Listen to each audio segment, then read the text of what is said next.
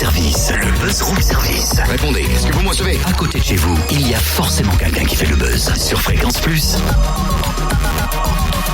Bah qu'est-ce qu'il y a Totem, t'as l'air un peu tristoun. Bon, je peux pas te le cacher, c'est vrai. Mais qu'est-ce qui se passe?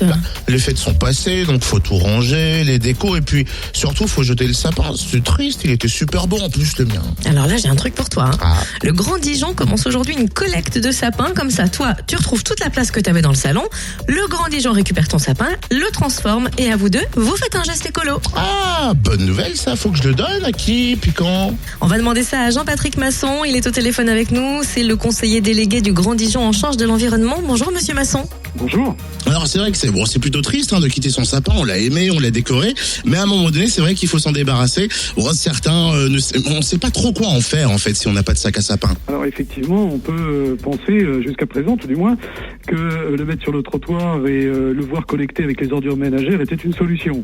En fait, ça n'en est pas une, puisque vous le comprendrez bien, effectivement, que être incinéré dans l'incinérateur en même temps que les ordures ménagères, c'est pas la vocation d'un sapin. On peut en faire bien d'autres choses. L'année dernière, vous avez récolté 28 tonnes de sapins. Ça a l'air énorme quand même, non? Alors c'est beaucoup, mais c'est peu par rapport à la quantité de sapins qu'on pourrait collecter au bout du compte.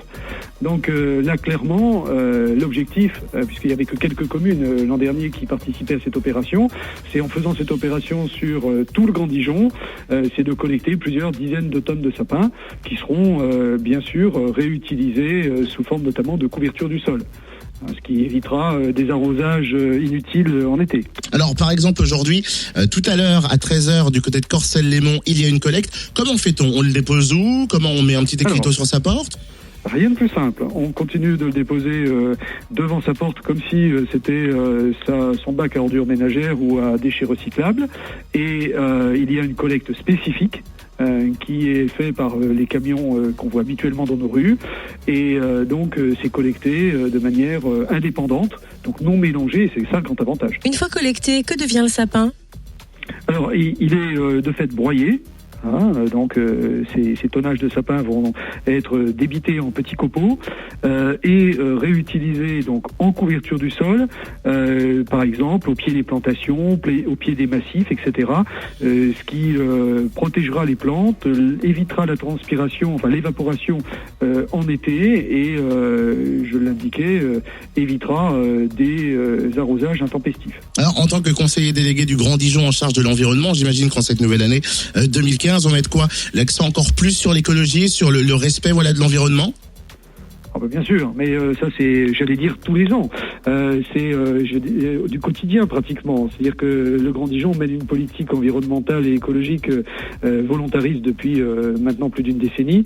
Et c'est vrai que au travers de gestes tels que les sapins, la participation des gens autour de cela, c'est la prise de conscience des enjeux environnementaux et écologiques qui est visée aussi. C'est pas seulement la récupération des sapins. Alors il faut préciser que bien sûr quand on met le sapin sur le trottoir avant la collecte, sans pied, sans sac, débarrassé de toute guirlande, de neige artificielle ou de décoration.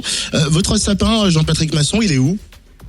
Pour l'instant, il est chez moi, il est encore décoré et le 14 janvier, puisque je suis Dijonnais, le 14 janvier, ce sapin sera mis sur le trottoir pour être collecté avec les autres. Eh ben merci beaucoup en tout cas Monsieur Masson, notez quelques passages, comme on l'a dit aujourd'hui, Corcelles-Lémont, demain jeudi 8 janvier, Fontenay-Dijon, encore Marsanne-la-Côte. Vendredi, ce sera autour de Bressay-sur-Tille, Bretonnière, Crimolois, Fenay, Magny-sur-Tille et Ouge. Et puis comme d'habitude, vous venez voir l'ensemble du programme sur notre Facebook Room Service Fréquence Plus ou alors grand-dijon.fr.